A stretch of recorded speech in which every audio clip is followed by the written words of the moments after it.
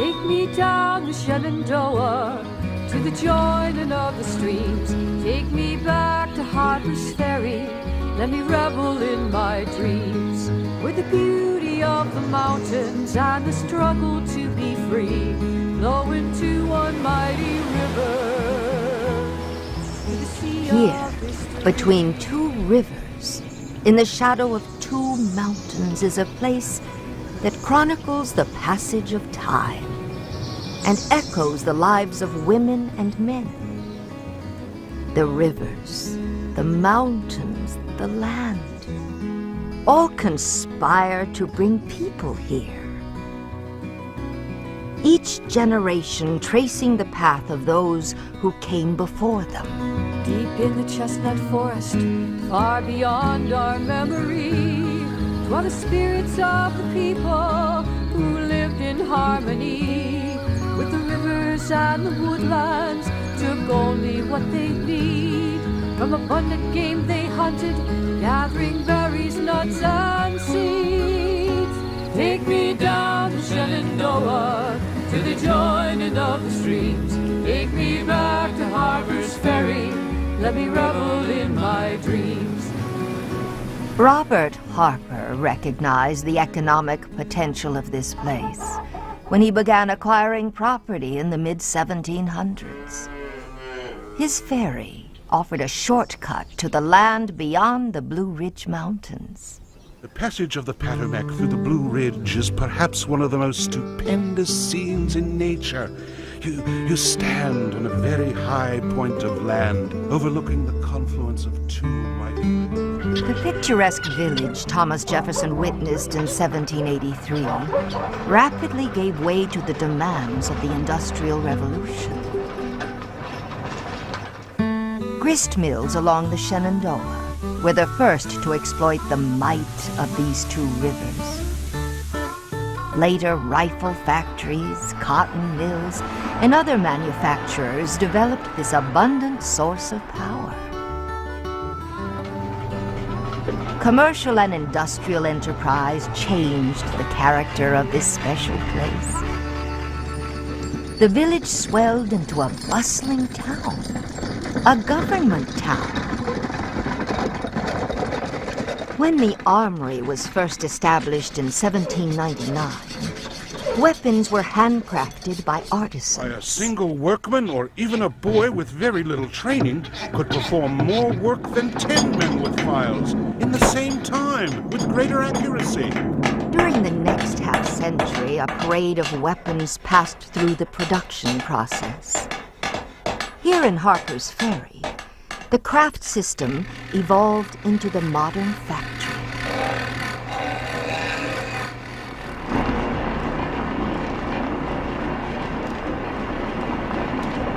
The massive armory complex sprawled along the banks of the Potomac River. July 4th, 1828. In a gala celebration in Washington, D.C., President John Quincy Adams broke ground for the construction of the C&O Canal. On that very same day, the last surviving signer of the Declaration of Independence, Maryland's Charles Carroll, turned the first spade of earth, christening the B&O Railroad. Those events sparked a rivalry that would last for decades, as the two interests vied for land and traffic as they raced to their destiny upstream. The C&O Canal was the first to reach Sandy Hook across from Harpers Ferry by 1833. The B&O Railroad arrived at the same point the following year. Harpers Ferry epitomized the transportation revolution that was transforming the face of America. The faces in Harpers Ferry changed as well. Immigrant laborers provided the muscle to clear the land and dig the waterways and tunnels. The growing river town was now linked with the world. By the mid-1800s, the village matured into a thriving industrial town. The sound of industry, wagons, and trains reverberated throughout the once tranquil valley. A flourishing economy blossomed around the federal armory. John Brown's raid in 1859 irrevocably altered the character of Harpers Ferry and further propelled the nation on a path towards war. The town's strategic location made it an inevitable pawn in the conflict.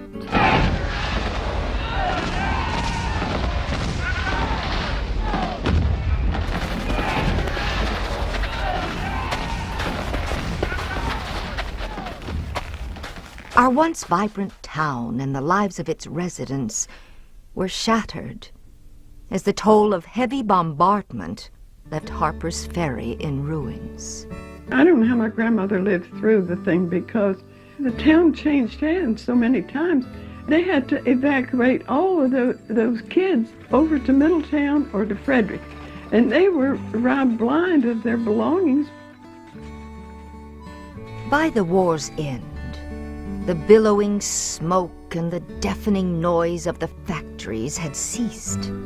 The wartime occupation of the town stripped the hillsides of all vegetation. Undaunted, townspeople returned to the land between the two rivers, determined to build anew. Virginia's Island along the Shenandoah River attracted new development. Shortly after the Civil War, Storer College was established as a normal school in 1867 to educate former slaves. The institution operated until its closing in 1955. It was not long after John Brown's death that a song was composed, and people sang it all around. That song was, "John Brown's body lies a-moldering in the grave, but his soul goes marching on." I remember learning that as a little boy.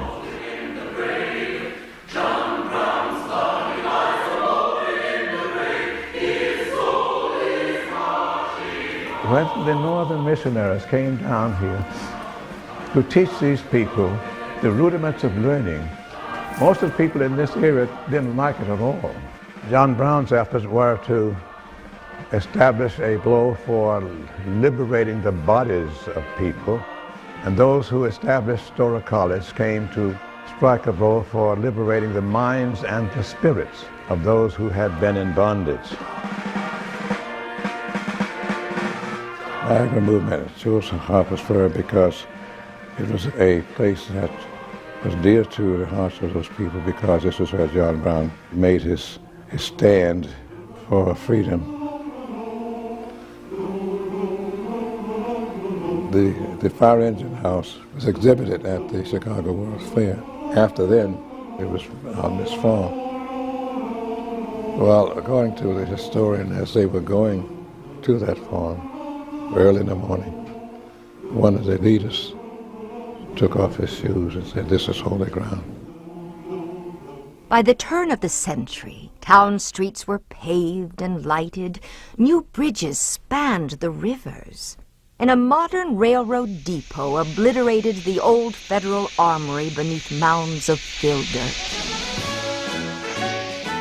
With the decline of manufacturing, the Pastoral Valley gained increasing attention as a tourist destination.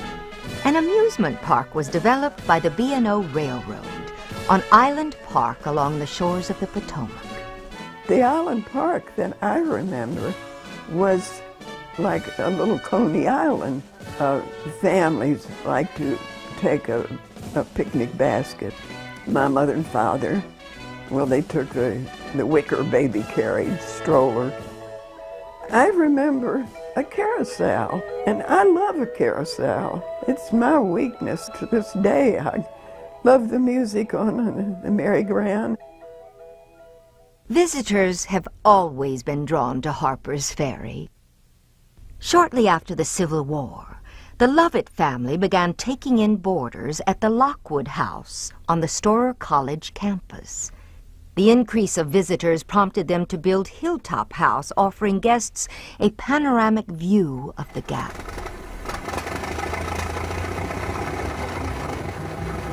As roads improved, automobiles became the dominant mode of transportation.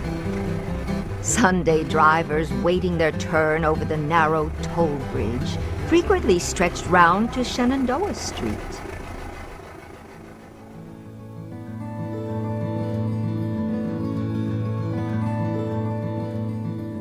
Each passing season accents the charm of this town and renews respect in the forces of nature that created such stupendous scenery.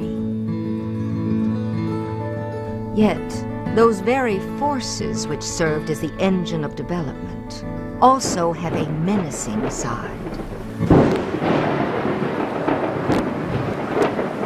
Over the years, Harpers Ferry has been inundated with floods that have endangered lives, destroyed property, and robbed the town of its promising future.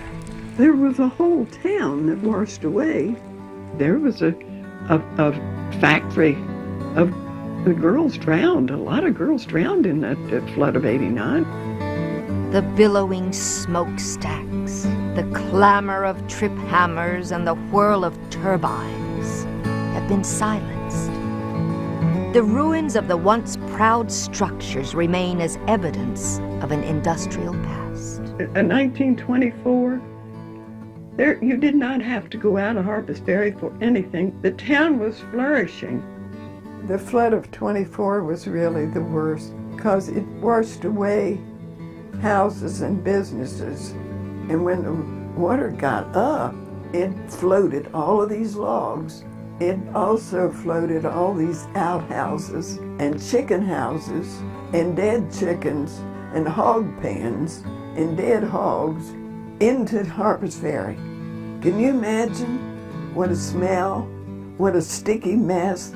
It was terrible.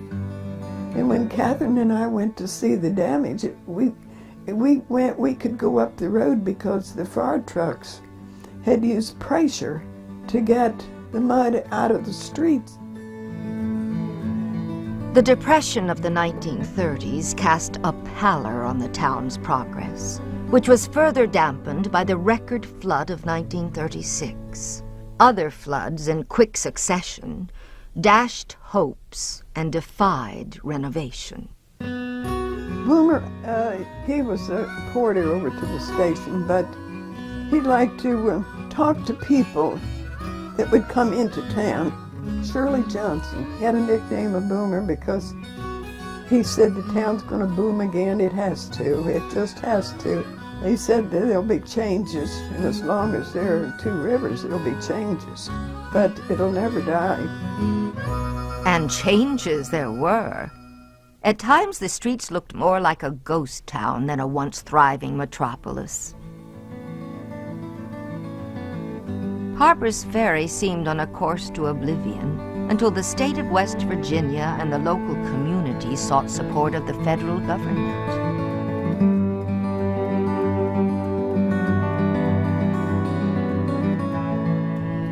Time has bolstered and bullied this town and changed its very face. Over the course of decades, with the help of many hands, the town has renewed its vitality. Each step in preserving Harpers Ferry and protecting the surrounding countryside adds to the legacy of those who championed the cause of preserving the American past. Thank you. That's a one-man ceremony. Today, as you wander through Harpers Ferry, try to catch a whiff of smoke or ash in the air. Hear the rumble of trains and the whine of machinery. Let your imagination take you back to Harpers Ferry. Come listen to the rivers, come listen to the land, come listen to the mountains and you will understand. May their beauty wondrous story live long after we are gone, told by the rocks and